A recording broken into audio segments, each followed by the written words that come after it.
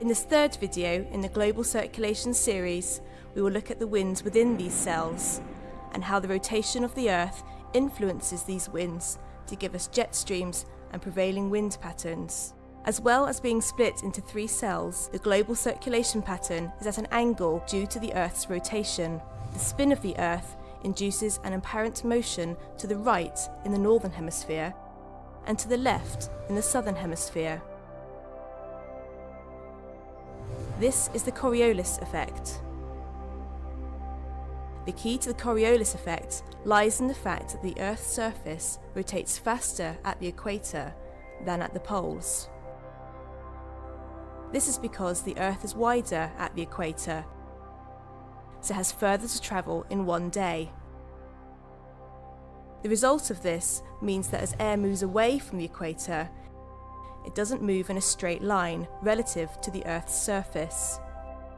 Instead, it appears to an observer on the ground to move in a slightly curved direction. But there is no physical force causing this deflection.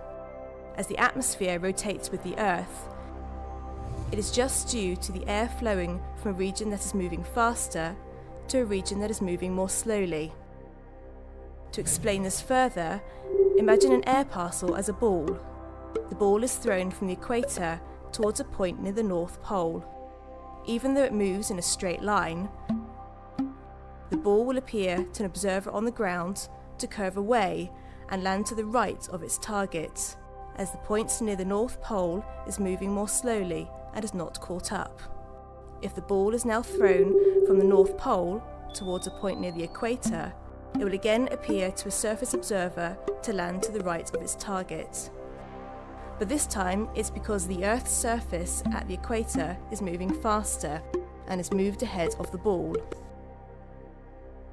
This effect only happens on objects that are in motion. This deflection is a major factor in explaining why winds blow anti-clockwise around low pressure and clockwise around high pressure in the northern hemisphere and vice versa in the southern hemisphere. So when flowing towards the North Pole, air is deflected towards the east, and when travelling southwards back towards the equator, it is deflected westwards. The same overall result occurs in the southern hemisphere. How does this lead to eastwards flowing jet streams and prevailing winds? As air moves away from the equator at the top of the Hadley cells towards higher latitudes, it starts to be deflected by the Coriolis force. Just as a skater spins faster by bringing their arms and legs closer to their bodies, air moving away from the equator speeds up as it gets closer to the Earth's spin axis. This process is known as the conservation of angular momentum. The magnitude of the Coriolis force increases towards the poles, so by the time the air reaches 30 to 40 degrees north or south, it is moving in an eastward direction. This subtropical jet stream occurs high in the atmosphere between 12 to 15 kilometers. It is associated with some of the strongest winds on Earth, reaching over 280 miles per hour at times. As this jet sits between the descending branches of the Hadley and Ferrel cells, there is little associated weather. The polar front jet forms in a different way. This jet sits between the rising branches of the polar and Ferrel cells.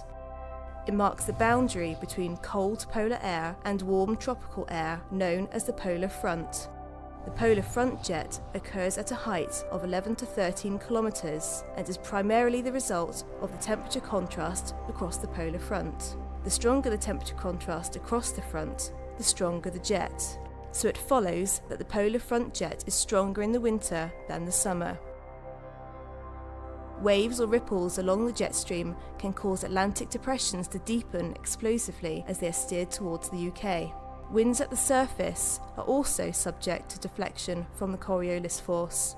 The surface flow of the Hadley cells form the persistent trade winds. As air flows towards the equator, it is deflected towards the west in both hemispheres, forming the northeast trade winds in the northern hemisphere and the southeast trade winds in the southern hemisphere. The persistence of these winds allowed sailing ships to cross the Atlantic and opened up trade routes between Europe and America, giving them their name. The surface wind in the Ferrel cells would flow from a southerly direction in the northern hemisphere, but the Coriolis effect causes this wind to be deflected to the right, leading to the prevailing westerly and southwesterly winds often experienced over the UK. This setup is not unique to our planet. Jupiter also has circulation cells similar to those on Earth. A day on Jupiter lasts for about 9.5 hours, so it is rotating much more quickly than the Earth.